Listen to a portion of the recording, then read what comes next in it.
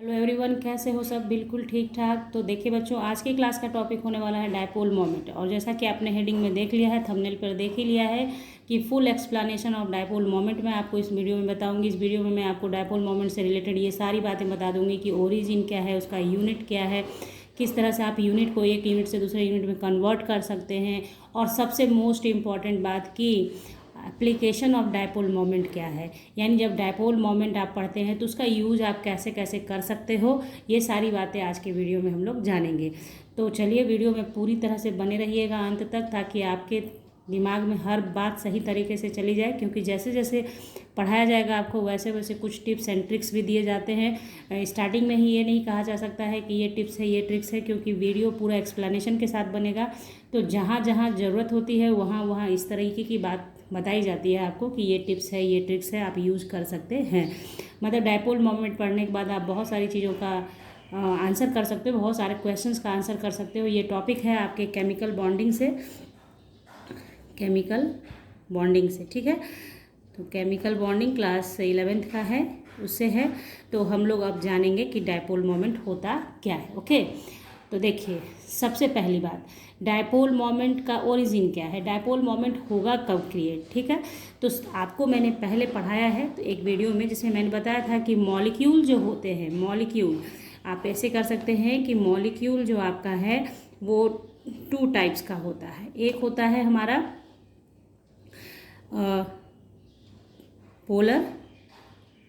Polar and दूसरा non polar, ठीक है ना। तो देखिए पोलर मॉलिक्यूल जो होगा, यानी इसमें पोलरिटी डेवलप होगा, यानी इसके अंदर इलेक्ट्रोनिगेटिविटी का डिफरेंस पाया जाएगा। और उसमें एक जो देखिए इसमें 2 इलेक्ट्रोनिगेटिव एलिमेंट होंगे, मान लीजिए ये है। तो इसमें एक जो होगा वो लेस इलेक्ट्रोनिगेटिव होगा और दूसरा मोर इलेक्ट्रोनिगेटिव देन अदर होगा, ठीक है। तो एक लेस इलेक्ट्रोनिगेटिव होगा, दूसरा ज़्यादा इलेक्ट्रोनिगेटिव होगा। तो वैसे कंडीशन में क्या होता है, इलेक्ट्रोनिगेटिविटी का आप पढ़ते हैं डेफिनेशन कि अपनी तरफ मतलब इलेक्ट्रॉन को टूवर्ड्स इटसेल्फ खींचने की टेंडेंसी को इलेक्ट्रोनिगेटिविटी ऑफ दैट एलिमेंट कहते हैं।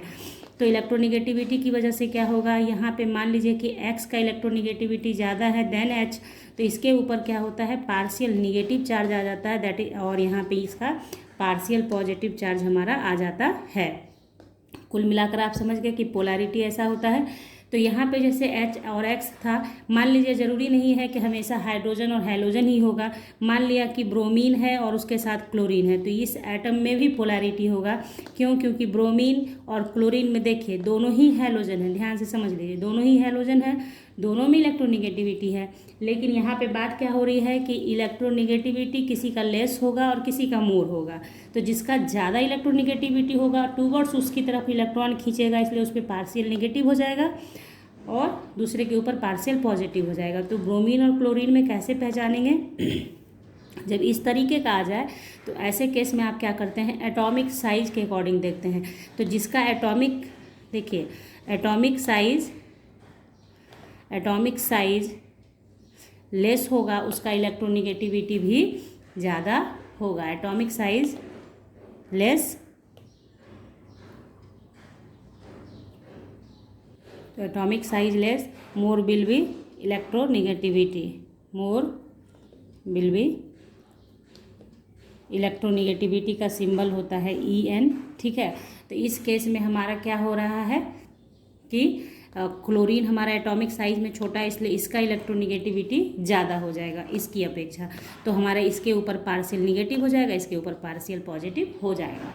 और जहाँ कहीं भी ये बात होती है वहीं पे आपका डायपोल मोमेंट काम करता है।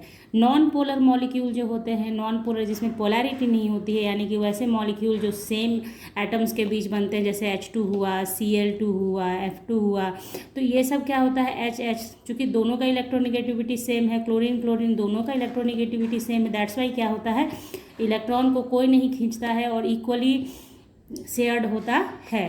तो इसके लिए इसके ऊपर कोई निगेटिव पॉजिटिव चार्ज डेवलप नहीं होते हैं, दैट्स वाई यहाँ पे आपका डायपोल मोमेंट नहीं होता है, ठीक है। डायपोल मोमेंट नहीं होता है, जबकि इसके अंदर डायपोल मोमेंट दिखता है। तो ये आपको समझ में आ गया कि पोलर मॉलिक्यूल में ही डायपोल मोमेंट होगा। पोलर मॉलिक्यूल के अंदर आप देखते हैं कि जब भी मॉलिक्यूल की बात होगी तो सिंगल एटम नहीं होगा, 2 एटम तो ज़रूर होंगे मॉलिक्यूल में। तो मॉलिक्यूल जो है आपका 2 एटम्स का होगा, और चूंकि इस पर 2 पोल डेवलप होता है, निगेटिव और पॉजिटिव, दैट्स वाई वो क्या कहलाता है, डायपोल मॉलिक्यूल होता है। और इसमें जो मोमेंट क्रिएट होता है डायपोल मोमेंट। डायपोल कोई खास बात नहीं है, डाई का मतलब ये जो डाई देख रहे हैं इसका मतलब 2, ठीक है, और पोल मतलब जो ये जो प्लस और माइनस आप देख रहे हैं वो, ठीक है। तो इस तरीके से ये हो गया आपका ओरिजिन। अब जानते हैं कि डायपोल मोमेंट कैसे, कहाँ पे कैसे यूज़ करते हैं उसको देखते हैं, ठीक है। अब देखिए, मान लीजिए कि H आपके पास है HCl, HF, HBr, ठीक है। तो ये सब के सब तो इलेक्ट्रोनेगेटिव है, ठीक है। HI भी इलेक्ट्रोनेगेटिव है, हैलोजन है तो इलेक्ट्रोनेगेटिविटी है। तो इन केस में ये बताना कि कौन ज़्यादा पोलर है, मतलब पोलैरिटी तो सब में है, बट कौन सा मॉलिक्यूल ज़्यादा पोलैरिटी दिखा रहा है, किसमें ज़्यादा चार्ज डेवलप हुआ है, ये बताने के लिए जो मेजरमेंट किया जाता है, जो मेजर्स यूज किया जाता है, that is your dipole moment. बात आ रही समझ में। पोलैरिटी डेवलप हो गया, अब उस पोलैरिटी, डिग्री ऑफ पोलैरिटी कहिए कि डिग्री ऑफ पोलैरिटी या परसेंटेज ऑफ पोलैरिटी कितना है किसी मॉलिक्यूल का, उससे किससे मेजर किया जाता है, डायपोल मोमेंट से किया जाता है। बात आई समझे। पोलर यहाँ पे सारे के सारे पोलर हैं, एक भी ऐसा नहीं है कि नॉन पोलर है, सब पोलर ही है। लेकिन ये बताना कि अब इसमें से कौन ज़्यादा पोलर है, कौन कम पोलर है, ये बताना है हमें। तो कैसे बताएंगे, तो उसी के लिए किसका इस्तेमाल करते हैं हम लोग, डायपोल मोमेंट का यूज़ करते हैं, ठीक है। तो चलिए अब लिख लेते हैं थोड़ा सा कि degree of polarity of polar molecule is expressed in terms of dipole moment, ठीक है। तो देखिए इस डेफिनेशन को आप लिख लेंगे ये कि degree of polarity of polar molecule is expressed in terms of dipole moment, और से इंडिकेट किया जाता है म्यू से, ठीक है। अब देखिए यहाँ पे मान लिया कि ए और बी दो, मतलब ए बी एटम्स है जो मॉलिक्यूल्स फॉर्म करता है। तो इसमें मानो कि ये ज़्यादा इलेक्ट्रोनेगेटिव है तो इसके ऊपर निगेटिव चार्ज हो जाएगा पार्शियल, और इसके ऊपर पार्शियल पॉजिटिव हो जाएगा। ये जो डिस्टेंस आप देख रहे हैं ये है डी, बॉन्ड लेंथ, ठीक है। और इनके ऊपर चार्ज है तो इलेक्ट्रिक चार्ज कुछ डेवलप होगा। तो डेफिनेशन ऑफ डायपोल मोमेंट क्या होता है कि it is the product of electric charge and bond length between the bonded atoms, ठीक है।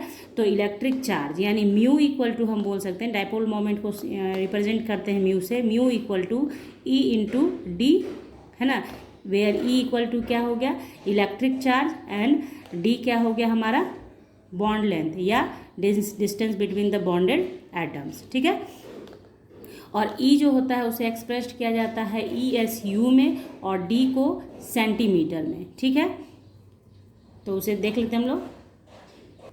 तो देखिए E equal to electric charge in ESU and D is the bond length between the 2 centres, ठीक है।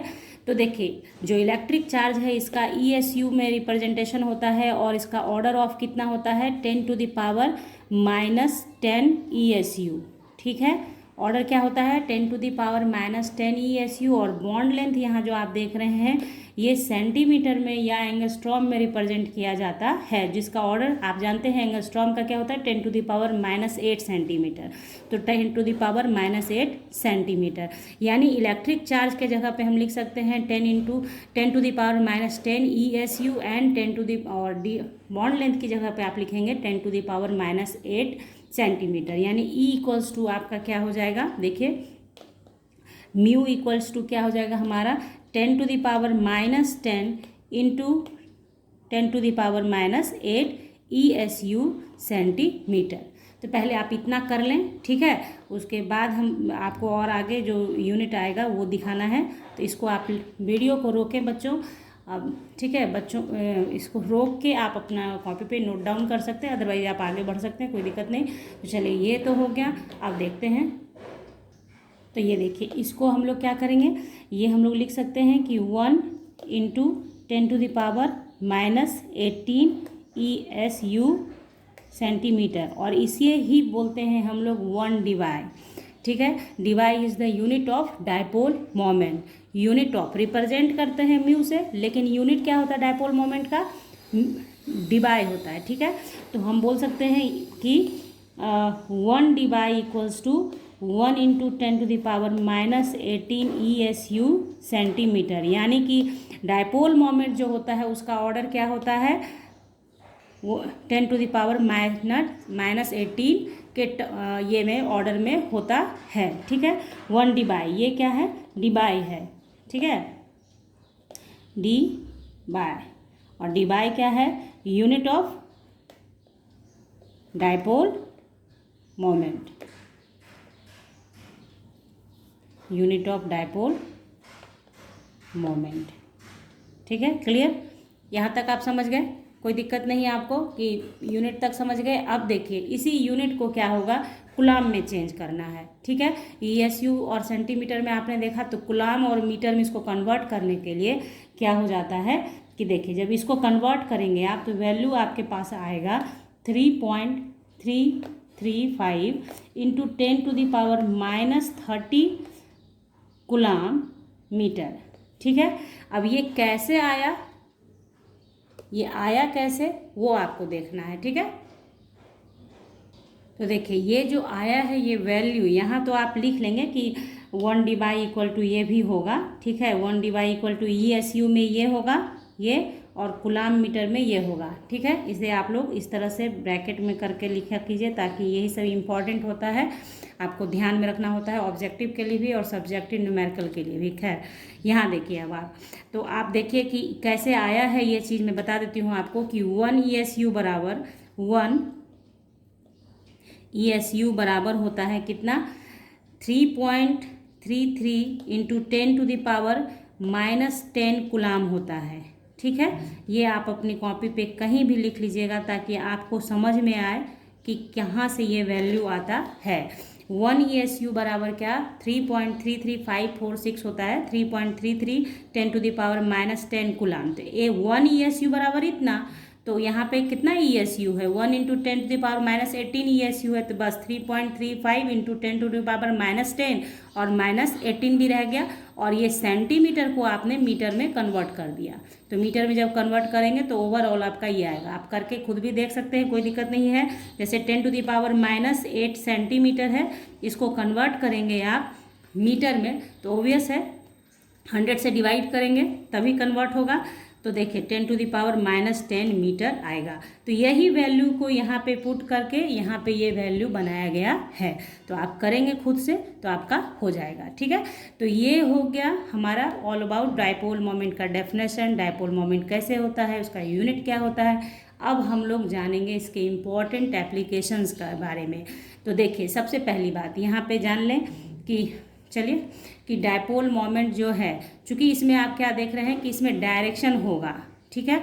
जैसे ये जो होगा डायपोल मोमेंट जो होता है वो क्या है, देखिए जैसे यहाँ पे मैंने एग्जांपल दिया था कि A और B मान लीजिए कोई मॉलिक्यूल है, तो चूँकि यहाँ पे पॉजिटिव से निगेटिव की ओर एरो जाता है, डायपोल मोमेंट को दिखाने का तरीका है ये, ठीक है। तो और एरो का हेड किधर होता है, निगेटिव पोल की तरफ होता है, तो ये निगेटिव पोल की तरफ हेड होता है और टेल की तरफ थोड़ा सा कट मार्क होता है। तो चूंकि ये देख रहे हैं आप कि तरीका क्या है दिखाने का, कि इस तरीके से दिखाया गया, तो यानी कि डायरेक्शन है इसमें। तो डायरेक्शन होने की वजह से ये क्या होता है, वेक्टर क्वांटिटी हो जाता है। आपको पता है कि वेक्टर में क्या होता है, direction as well as magnitude होता है, तभी आपका वेक्टर क्वांटिटी कहलाता है। इन फिजिक्स आपने पढ़ा होगा, ठीक है। तो वेक्टर जब है तो ये वेक्टर के सारे रूल को भी फॉलो करेगा, कि जैसे एडिशन इसका होगा, है ना, रिजल्टेंट वैल्यू ये देगा, जैसे आपका वेक्टर में आता है ना रिजल्टेंट वैल्यू एडिशन करके, तो वो चीज़ यहाँ भी फॉलो करेगा। तो सबसे पहली बात तो ये आप लिख लेंगे कि रिप्रेजेंटेशन किया जाता है मतलब एरो से, दैट्स वाई ये क्या होता है, वेक्टर है, क्वांटिटी है और मैग्नीट्यूड भी इसमें होता है। तो ये सारा आप धीरे धीरे करके मेंशन करेंगे हम लोग। तो ये जितना मैंने अभी आपको बताया आपको नोट डाउन करना है, आप नोट डाउन कर लें वीडियो को पॉज करके, और उसके बाद हम लोग आगे बढ़ते हैं। तो देखिए, it is a vector quantity whose direction extends from lower to higher value of electronegativity, it is indicated by this arrow. और देखिए यहाँ पे जैसे लोअर टू हायर वैल्यू का मतलब हुआ कि लोअर इलेक्ट्रोनिगेटिविटी वैल्यू से मोर इलेक्ट्रोनिगेटिव की ओर जाएगा, इस तरह से रिप्रेजेंट किया जाता है। अगर आपने यहाँ टेल पे नहीं काटा तो वो फिर वो नहीं होगा आपका कि वो आपने डायपोल मोमेंट बनाया है, ऐसा नहीं होगा। इसलिए ये ज़रूरी है कि इस तरीके से किया जाए, ठीक है। तो चलिए ये हो गया। चूँकि अब ये वेक्टर क्वांटिटी है तो ये जो मैंने आपको पहले ही बताया कि ये एडिशन का रूल भी फॉलो करेगा, यानी वेक्टर के रूल को भी फॉलो करेगा, तो उसे भी हम लोग मेंशन करेंगे यहाँ पे। तो चलिए देखते हैं। तो यहाँ देखिए, being a vector quantity it can be zero as two a positively acting bond dipole can cancel each other. Suppose कीजिए कि CO2 है, तो CO2 के लिए आप कैसे बनाते हैं, C सेंटर में लेंगे आप, double bond O, double bond O, ठीक है। तो फिर इसमें देखिए ये तो इलेक्ट्रोनिगेटिव है तो इस पे डेल्टा निगेटिव हो जाएगा, इस पे डेल्टा पॉजिटिव और इसके ऊपर डेल्टा निगेटिव। तो आपका यहाँ क्या देख रहे हैं आप कि ये इस तरह से जाएगा, क्योंकि लेस से मोर की ओर जाना है, यहाँ भी लेस से मोर की ओर जाना है। तो चूंकि दोनों अपोजिट है और इक्वल है, अपोजिट भी है और इक्वल भी है, इसके लिए यहाँ पे डायपोल मोमेंट क्या हो सकता है, जीरो हो सकता है। हो सकता नहीं, होगा ही। क्या, क्योंकि आपका क्या हो रहा है, डायपोल मोमेंट वेक्टर क्वांटिटी है और साथ ही साथ यहाँ पे क्या है, जो दो अपोजिट चार्जेस जो काम करेंगे वो दोनों एक दूसरे को कैंसिल कर देंगे, इसलिए क्या हो जाएगा, वैल्यू जीरो हो जाएगा। ठीक है, बात आई समझ में एक कि क्या है। अब यहाँ पे एक वर्ड देखिए दिखा दिया गया है आपको, बॉन्ड डायपोल। तो ये बॉन्ड डायपोल क्या होता है, तो देखिए जब कोई पॉली एटॉमिक मॉलिक्यूल है, सपोज कीजिए यहाँ पे आप, तो यहाँ देखिए ये अगर पॉली एटॉमिक मॉलिक्यूल है, जैसे ये भी पॉली एटॉमिक था, ये भी पॉली एटॉमिक है, तो यहाँ जो आप देख रहे हैं सिंगल जो एक बॉन्ड है, सिंगल बॉन्ड का जो डायपोल होगा उसे कहते हैं बॉन्ड डायपोल। ठीक है, ओवरऑल कहता है डायपोल मोमेंट। ओवरऑल जब देखा जाता है तो वो रिजल्टेंट डायपोल मोमेंट होता है, लेकिन पर्टिकुलर अगर इसकी बात करेंगे हम, मान लीजिए इसकी मतलब ये बात करें, इसका बात करें, तो ये सब क्या कहलाता है, बॉन्ड डायपोल। बॉन्ड डायपोल ध्यान रखिएगा, बहुत ज़रूरी है ये कि हर जगह डायपोल मोमेंट नहीं बोलते हैं।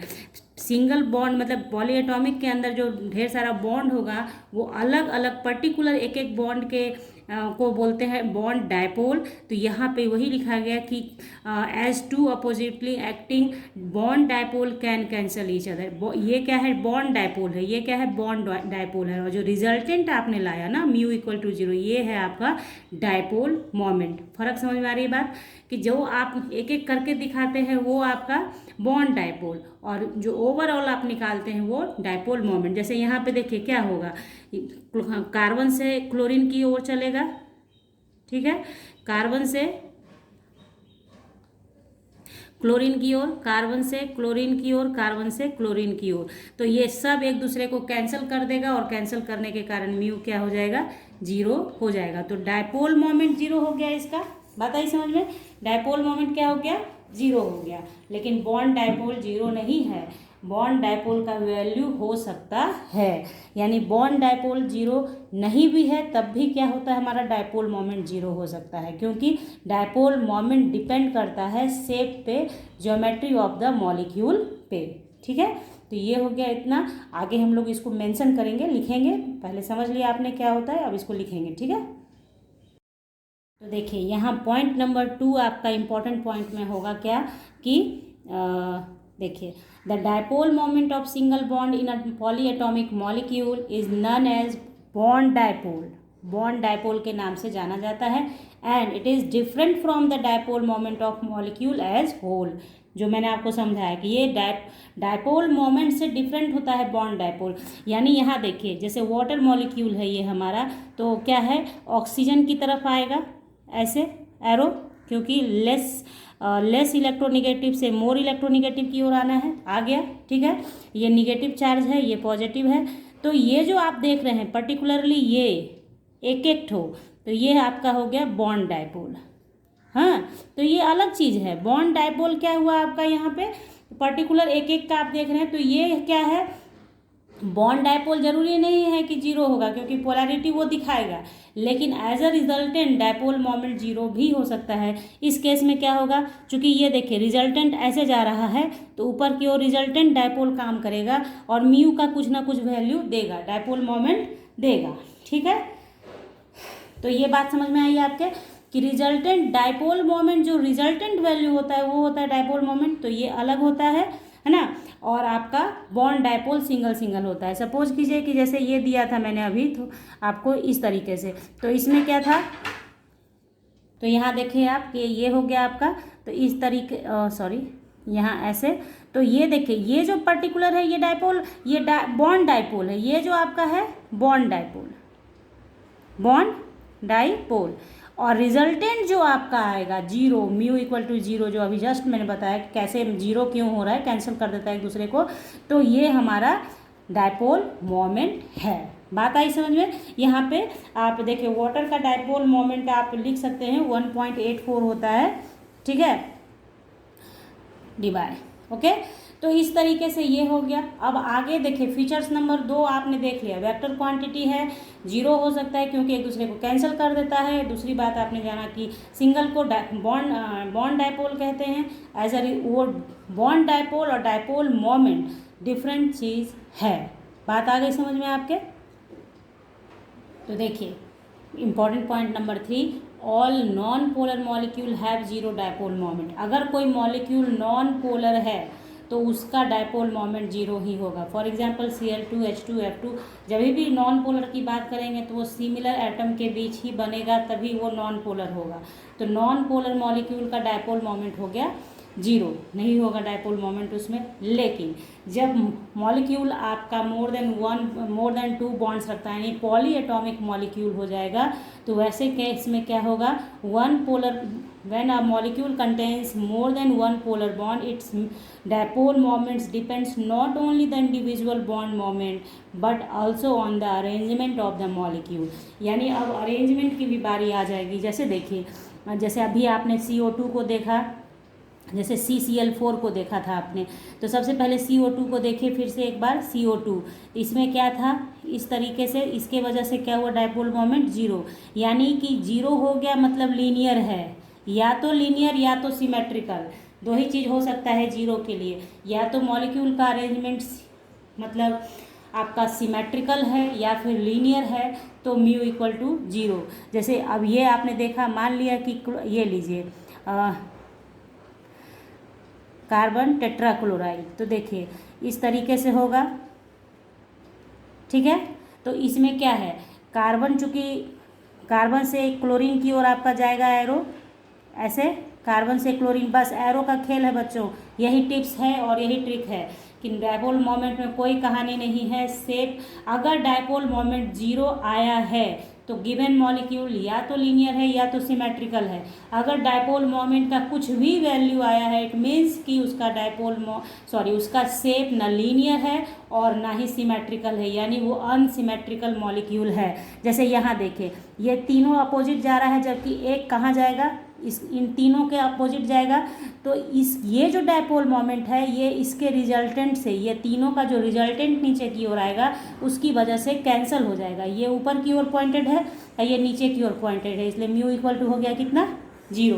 तो इस तरीके का जो भी होगा वहाँ म्यू क्या हो जाएगा, जीरो हो जाएगा। तो डाइपोल मोमेंट जीरो हो सकता है, लेकिन इसमें क्या है, बॉन्ड का पोलैरिटी बना रहेगा। बॉन्ड पोलर है वो रहेगा, बॉन्ड डाइपोल पोलर हो सकता है। मॉलिक्यूल यहाँ पे क्या हो गया, म्यू इक्वल टू जीरो की वजह से नॉन पोलर हो गया। ठीक है, बात आई आपके समझ में। उसी तरीके से मान लीजिए कि अब देखिए कैसे होगा, वाटर के केस में आपने देखा था, H2O के केस में देखिए H2O का केस है, तो इसमें क्या होता है, हमारा ऑक्सीजन सेंटर में होता है, हाइड्रोजन ऐसे।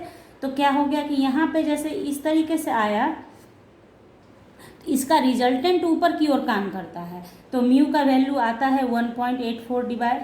ठीक है, उसी तरीके से अगर आपका कोई और भी आप लेते हैं, दूसरा लेते हैं हम लोग एग्जांपल NH3, तो NH3 हो गया हमारा, है ना।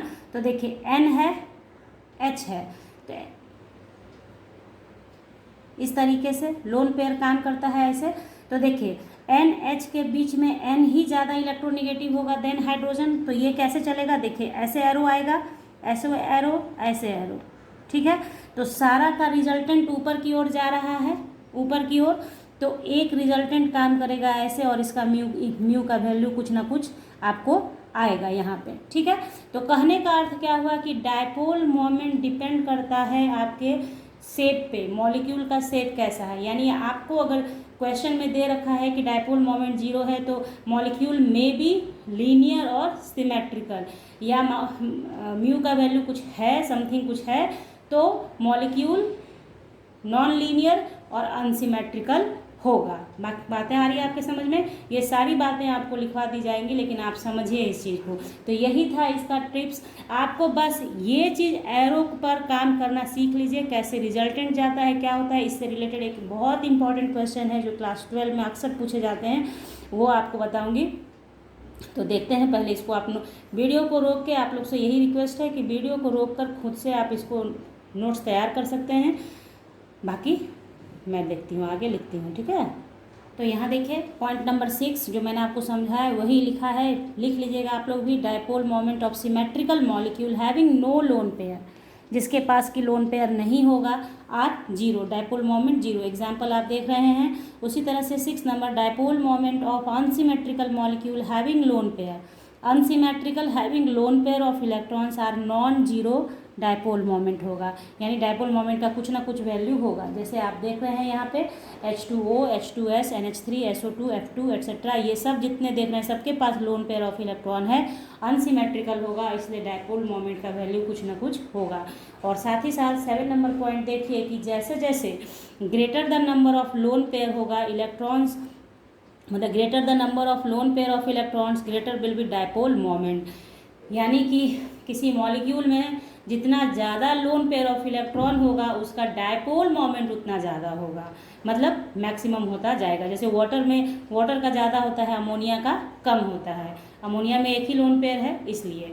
तो इस तरीके से ये बातें हुई। उसके बाद देखिए क्या होगा, तो देखिए greater the electronegativity difference greater will be the dipole moment. अगर मॉलिक्यूल आपका दे रखा हो और आपको अरेंज करना हो तो आपको देखना है कि अगर इलेक्ट्रोनिगेटिविटी का डिफरेंस जैसा होगा वैसे ही उसका डायपोल मोमेंट भी होगा। यानी इलेक्ट्रोनिगेटिविटी का डिफरेंस अगर ज़्यादा है तो डायपोल मोमेंट ज़्यादा होगा। जैसे यहाँ पे H और F के बीच इलेक्ट्रोनिगेटिविटी डिफरेंस सबसे ज़्यादा है, इसलिए इसका डायपोल मोमेंट भी ज़्यादा है। यानी इंक्रीजिंग ऑर्डर क्या है, ऐसा है, ठीक है। तो बस ये ध्यान में रखना है आपको ऑब्जेक्टिव क्वेश्चंस वगैरह के लिए कि greater the electronegativity difference greater will be the dipole moment, ठीक है। अब देखिए इतना चीज़ आपने पढ़ा। अब एक सवाल है आपसे कि आप NH3 भी देख रहे हैं, NF3 भी देख रहे हैं, ठीक है। तो ये दोनों में एक ही लोन पेयर होता है और एक ही तरह का स्ट्रक्चर होता है, लेकिन अमोनिया का जो आपका होता है डायपोल मोमेंट ज़्यादा होता है देन इससे। क्यों? रीज़न देना है इसका। तो इसी रीज़न को अगले टॉपिक में बता रही हूँ इसी में। तो ध्यान से समझिएगा, एक जैसा स्ट्रक्चर, एक जैसा लोन पेयर, फिर भी इसका डायपोल मोमेंट ज़्यादा देन इसके, क्यों? ठीक है। तो यही है मेन ट्रिक आपको समझना, ठीक है। तो देखिए क्वेश्चन है आपके सामने, बहुत इंपॉर्टेंट क्वेश्चन है, ध्यान से समझिएगा। Why dipole moment of NF3 is less than the dipole moment of NH3। तो पहले तो स्ट्रक्चर आपने बनाया, देख रहे हैं आप, सेम स्ट्रक्चर है, सेम लोन पेयर है, जो भी मैंने आपको लिखवाया पीछे वो सारा चीज़ फॉलो कर रहा है। पोलर भी है, डायपोल मोमेंट होगा ही होगा। अब देखिए आप यहाँ देखेंगे जब आपकी इलेक्ट्रोनिगेटिविटी का डिफरेंस इसका तो नाइट्रोजन और फ्लोरीन है और ये N और H है। आप समझिए इस चीज़ को। देखिए यहाँ पे क्या होगा कि N और F के बीच में इलेक्ट्रोनिगेटिव कौन ज़्यादा होगा, F ज़्यादा होगा, तो इस पर पार्शियल निगेटिव हो जाएगा। तो आपका जो एरो काम करेगा बॉन्ड डायपोल का वो ऐसे करेगा, समझिए, ठीक है। यानी एक रिजल्टेंट काम करेगा नीचे की तरफ, ओके ना। यहाँ पे क्या होगा, हाइड्रोजन और नाइट्रोजन के केस में क्या होगा, हाइड्रोजन से ज़्यादा इलेक्ट्रोनिगेटिव कौन है, नाइट्रोजन है, इसलिए एरो कैसे काम करेगा, ऐसे। आई बात समझ में? ठीक है। तो यहाँ आप क्या देख रहे हैं कि अमोनिया के केस में चार्ज का अकुमुलेशन नाइट्रोजन की तरफ हो जाता है, जबकि हमारे इसके केस में क्या होता है, चार्ज नाइट्रोजन से हट रहा है, जिसके वजह से क्या होता है, डायपोल मोमेंट इसका ज़्यादा हो जाएगा, रिजल्टेंट इधर काम करेगा इसका, टोटल ओवरऑल रिजल्टेंट बढ़ जाएगा, जबकि इसके अंदर क्या होगा, ओवरऑल रिजल्टेंट घट जाएगा। बात आई समझ में आपके? तो यही है एरो का खेल, एरो से ही काम बनता है आपके डायपोल मोमेंट का। इसी चीज़ को आप लिख लें, ठीक है? तो मैं लिख देती हूँ, लिख लीजिए आप लोग भी। बस यही आपको ध्यान रखना है। In case of NH3 the direction is from H to N, so due to accumulation of charge on N its dipole moment greater than NF3। बात आ गई समझ में आपके? क्या था ये? अब देखिए यहाँ तक आपने सब कुछ समझ लिया है, कोई दिक्कत नहीं है। आपको बार बार बता दिया गया कि अगर डायपोल मोमेंट का कुछ भी वैल्यू है तो आप समझेंगे कि आपका मॉलिक्यूल अनसिमेट्रिकल है, ना लीनियर है ना सिमेट्रिकल है, अनसिमेट्रिकल है, यानी उसका ज्योमेट्री या तो बेंट है या तो एंगुलर है, कुछ ना कुछ उसका ज्योमेट्री अलग होगा आपका, ठीक है? अब कुछ देखिए ऑर्गेनिक कंपाउंड का भी है जो आपको थोड़ा बहुत जानना चाहिए, तो जान लीजिए। तो देखिए dipole moment of ortho Meta पारा आइसोमर्स, तो बेंजीन का जो, बेंजीन में ही ऑर्थो मेटा पारा होता है ना, बेंजीन रिंग में एरोमेटिक कंपाउंड में, तो बेंजीन का जो होता है प्लेनर स्ट्रक्चर की वजह से डायपोल मोमेंट हो जाता है 0। लेकिन जब उसी में आप इंट्रोड्यूस कर देते हैं सब्स्टिट्यूएंट, तो डाई सब्स्टिट्यूएंट मॉलिक्यूल होगा तो ऑर्थो मेटा पारा बोला जाता है। तो अगर ऑर्थो पोजीशन पे है तो सबसे ज़्यादा होगा, क्योंकि चार्ज का अकुमुलेशन ज़्यादा होगा एक दूसरे के पास, तो म्यू ज़्यादा, फिर मेटा में थोड़ा घट जाएगा, पारा में जस्ट अपोजिट हो जाता है, जिसकी वजह से एक दूसरे को कैंसिल कर देता है और डायपोल मोमेंट हो जाता है 0। अब देखिए यहाँ पे एक चीज़ मैं बता दूँ आपको लास्ट में कि dipole moment is nothing but खेल ऑफ डायरेक्शन। आप जिस तरीके से मॉलिक्यूल को सजाते हैं और उसके बाद उसका देखते हैं कि डायपोल मोमेंट, जैसे सपोज फॉर एग्जांपल आप लोग सीस ट्रांस पढ़ते हैं, जैसे ये दे रखा है मान लिया, ठीक है, इधर H है, ये क्लोरीन है, ये क्लोरीन है, तो इस केस में डायपोल मोमेंट क्या होगा, ठीक है? ये कौन सा केस है? ट्रांस का केस है। तो ये नहीं, आप रट नहीं लेंगे कि ट्रांस में ऑलवेज, देखिए ये है और इसी का ये ट्रांसफॉर्म हो गया, ये ट्रांस है, इसी का आप सीस बना लीजिए। अब पहले सीस बनाया आपने, ठीक। अब देखिए सीस बनाने के लिए क्या होगा, क्लोरीन को सेम कार्बन पे रखना होगा, सेम ये, ठीक है? तो इस केस में देखिए ये ट्रांस है, ये सीस है, ओके। लेकिन क्या होगा, इस ऐसे जनरली ट्रांस का 0 हो जाता है और सीस का कुछ ना कुछ वैल्यू होता है, लेकिन ऐसे केस में ट्रांस का वैल्यू जो होगा, म्यू का जो होगा, लेस देन सीस होगा, लेस देन सीस, और इसका जो होगा, इसका हाई डायपोल मोमेंट होगा, high dipole moment. Dipole moment क्यों होगा? जैसे इसका क्या है, एरो कैसे काम करेगा, कार्बन से क्लोरीन की ओर, कार्बन से क्लोरीन की ओर, जबकि इसके केस में क्या होगा, देखिए कार्बन से क्लोरीन, कार्बन से क्लोरीन। तो एक चीज़ तो आप देख ही रहे हैं कि डायगोनली तो अपोजिट है ही है, सिर्फ क्या खेल है इसमें, यहाँ C2H5 आ गया, CH3 आ गया, जिसकी वजह से क्या हो गया, थोड़ा सा डायपोल मोमेंट का फर्क पड़ गया। और इस केस में आप देख रहे हैं कि कार्बन से क्लोरीन की ओर जा रहा है, कार्बन से क्लोरीन की ओर जा रहा है, दोनों का क्या है, डायरेक्शन जो है अपोजिट नहीं है, दोनों सेम डायरेक्शन में है, ऊपर ऊपर, इसलिए इसका वैल्यू इसकी अपेक्षा ज़्यादा होगा। तो ऐसा नहीं है कि एग्जाम में आपको वैल्यू पूछेगा कि डायपोल मोमेंट का वैल्यू ज़्यादा से ज़्यादा पूछता है तो अमोनिया का, वाटर का, इस सब का पूछता है, ठीक है? इन लोगों के बारे में कंपैरिजन ही पूछा जाता है अंडर एग्जामिनेशन। जब आप किसी कंपटीशन का एग्ज़ाम देंगे, किसी भी तरह का एग्ज़ाम देंगे, तो इसका वैल्यू नहीं पूछेगा, इन दोनों में पूछेगा कि किसका ज़्यादा होगा और किसका कम।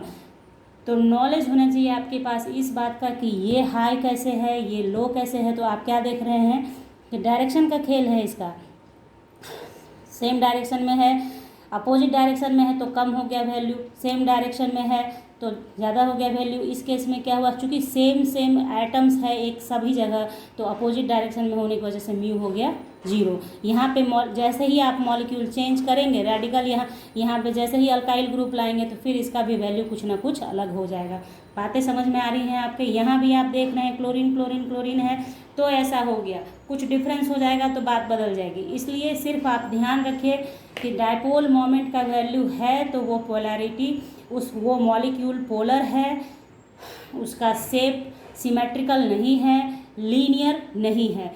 वैल्यू अगर डायपोल मोमेंट का है तो वो unsymmetrical molecule having lone pair होगा। बात आ गई समझ में? तो आई होप कि डायपोल मोमेंट आप पूरी तरह से समझ चुके हैं। आगे अगर कोई भी प्रॉब्लम आपके दिमाग में रह जाता है वीडियो देखने के बाद तो कमेंट सेक्शन में ज़रूर बताइएगा, क्योंकि डायपोल मोमेंट से आपको परसेंटेज ऑफ आयनिक करेक्टर कैसे निकाला जाता है वो बनाना अभी बाकी रह गया है। तो वो जिस दिन मैं बताऊंगी आपको उस दिन आपके सारे प्रॉब्लम को दूर कर दूंगी, जो आप कमेंट सेक्शन में मेंशन करोगे कि मैम ये प्रॉब्लम है, प्लीज़ इसे दूर करना है, तो उसे दूर कर दूंगी। देन आफ्टर आपको परसेंटेज ऑफ आयनिक करेक्टर पढ़ाऊंगी with by the using of dipole moment. तो चलिए, अगर आप लोगों को समझ में आ गया है तो अभी तक तो आपने लाइक दे ही दिया होगा, शेयर भी कर लेगा अपने फ्रेंड के साथ। अगर सब्सक्राइब करना भूल गए हैं तो सब्सक्राइब कर लीजिए, बगल में जो बेल आइकन है उसे दबा दीजिए ताकि आपको वीडियोस की नोटिफिकेशन समय से मिले और आप उसे देख सकें। तो मिलेंगे हम आपसे नेक्स्ट क्लास में नेक्स्ट वीडियो के साथ, तब तक के लिए bye, thank you, take care, have a nice day.